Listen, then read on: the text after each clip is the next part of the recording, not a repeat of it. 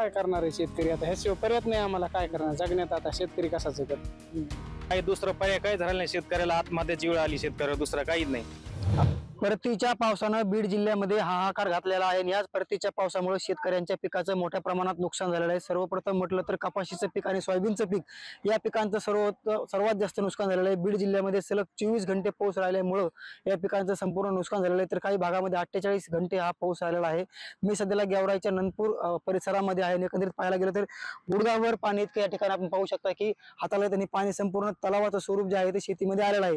ज्या शेतकऱ्यांचं नुकसान झालं ते शेतकरी माझ्यासोबत आहेत, नेमके त्यांचं नुकसान काय झालेलं आहे, त्यांची शेतकऱ्यांची मागणी काय आणि याच पिकाची पाणी आता सध्याला राज्याचे कृषी मंत्री आणि बीड जिल्ह्याचे पालकमंत्री धनंजय मुंडे यांनी केलेलं आहे।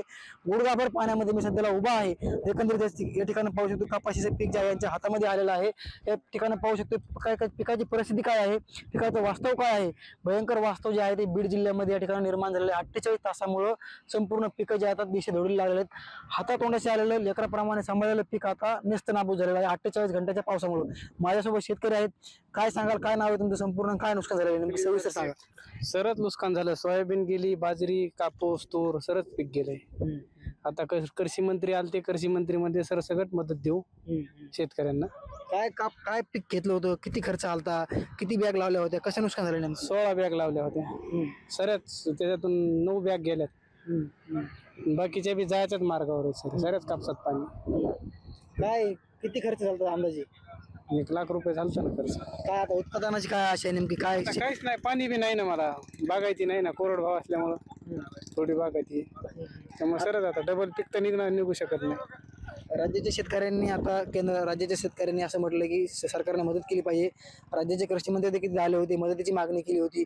काय नेमकी तुम्हाला आश्वासन दिलं इथं? कृषी मंत्र्यांनी आम्हाला आश्वासन दिलं की सर सगळं शेतकऱ्यांना मदत देऊ, असं आश्वासन देऊन गेले आम्हाला। कृषी मंत्र्यांना काय म्हटलं तुम्ही? आम्ही म्हणलं की सर सगळं मदत भेटली पाहिजे शेतकऱ्यांना आणि ऑनलाईन तक्रारी बंद करा, हीच आमची मागणी होती की ऑनलाईन तक्रार द्यायची बंद करा, सर सगळंच शेतकऱ्याचं नुकसान झालेलं आहे। ते नुकसान झालंय, कसं सगळं उपजीविका कशी भागवणार तुमची? तुमची भविष्यातली उपजीविका कशी भागणार, कारण नुकसान झालं पिकाचं पूर्ण? काय करणार आहे शेतकरी आता ह्याशिवाय पर्याय नाही आम्हाला काय करणार जगण्यात आता शेतकरी कसा जगत। नक्कीच बघू शकतोय की 16 बॅग लावल्या होत्या, मात्र त्यामध्ये 9 बॅगांचं नुकसान झालेलं आहे। हवालदिल अशी परिस्थिती बीड जिल्ह्यामध्ये निर्माण झालेली आहे। काय सविस्तर सांगा, तुमचं नाव काय आहे, किती नुकसान झालेलं आहे? रामेश्वर बाबूराव जाधव, राणा नंदपूर, तालुका गेवराई, जिल्हा बीड।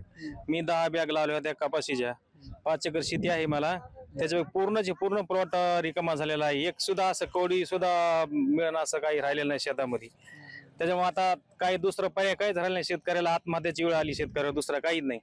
आता कृषी मंत्री येऊन गेले आता दौरा करून, ते म्हणले की पूर्ण सरसकट कर्जमाफी देऊ तुम्हाला, विमा देऊ तुम्हाला, ज्या गरीब काय असेल तुम्हाला पूर्ण मदत घेऊन तुम्ही काय आत्महत्या करू नका, तिने असं आश्वासन दिले। पण आता शेतकऱ्याला पदार्थ पडूस तर काही सांगता येत नाही। 2020चा पीक विमा आलेला नाही, गेल्या वर्षीच 25% बाकीचा पूर्ण विमा राहिलेला आहे।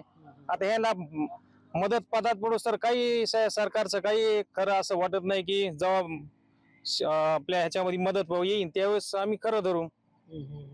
काय आता पिकाची काय परिस्थिती, तुमची मदत कशी भेटली पाहिजे, कृषी मंत्र्यांनी तुम्हाला काय आश्वासन दिलं? आता आश्वासन त्याने आता दिले की तुम्हाला पीक विमा देऊ किंवा आता 5,000 रुपये गेल्या वर्षीचं नुकसान देऊ सोयाबीनला, कापसाला, त्याने असं आश्वासन दिले त्याने आता की आता ही पीक पाणी करायची गरज नाही आमची। काल आता मंत्रिमंडळामध्ये आमचा उद्या बैठक होणार आहे, नंतर आम्ही निर्णय करून तुम्हाला सरसट कर्जमाफी देऊ असं त्याने आश्वासन दिले आम्हाला।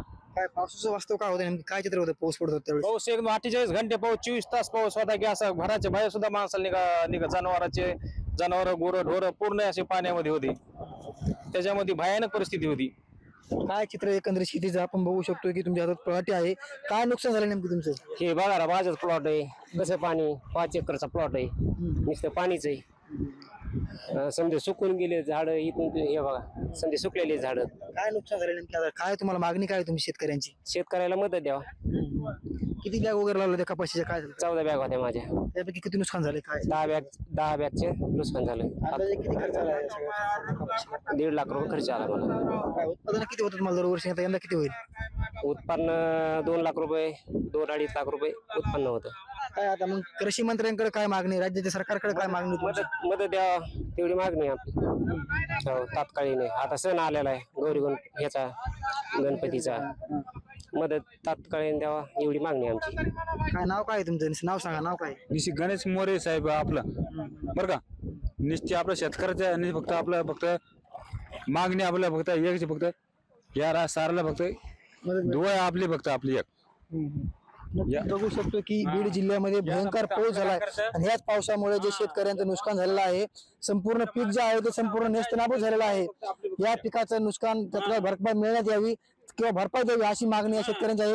डौभर पाणी आहे, गुडघे पाणी या ठिकाणी पाहू शकतो आपण या ठिकाणी आहे आणि तात्काळ मदत मिळावी अशीच मागणी या शेतकऱ्यांनी या ठिकाणी केलेली आहे. माझ्या पाठीमागे पाहू शकतो की तलावाचं स्वरूप जे आहे ते शेतीमध्ये आलेलं आहे आणि या ठिकाणाहून राज्याचे कृषी मंत्री धनंजय मुंडे यांनी पाहणी केलेले आहे. तात्काळ आम्हाला मदत मिळण्यात यावी किंवा तात्काळ मदत द्यावी अशीच मागणी या शेतकऱ्यांनी केलेली आहे. मुंबई तकसाठी मी योगेश काशीद, बीड.